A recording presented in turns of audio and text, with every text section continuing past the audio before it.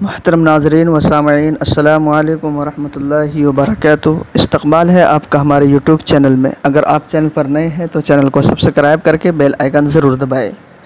जमीयत उलमा हिंद के नुमाइंदा इजलास में अकाबिर उलमाए किराम की इत्तिफ़ाक़ राय से हज़रत मौलाना सैयद मोहम्मद अरशद मदनी मद्दज़िल्लहु को अमीरुल हिंद ख़ामिस और मुफ्ती सैयद सलमान मंसूर पुरी को नायब अमीरुल हिंद ख़ामिस मुंतख़ब कर लिया गया है।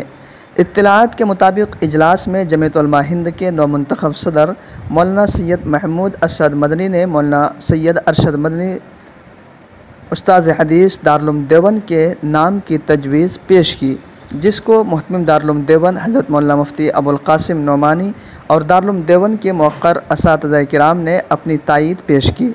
जिसके बाद बइत्तिफ़ाक़ राय मौलाना सैयद अरशद मदनी साहब को 5वां अमीरुल हिंद मुंतख़ब कर लिया गया। उसके बाद मौलाना सैयद अरशद मदनी साहब ने अपनी नियाबत के लिए जानशीन अमीरुल हिंद राबे मुफ्ती सैयद सलमान मंसूर पुरी का नाम पेश किया और शुरकाए इजलास की तायद से उन्हें नायब अमीरुल हिंद मुंतख़ब कर लिया गया।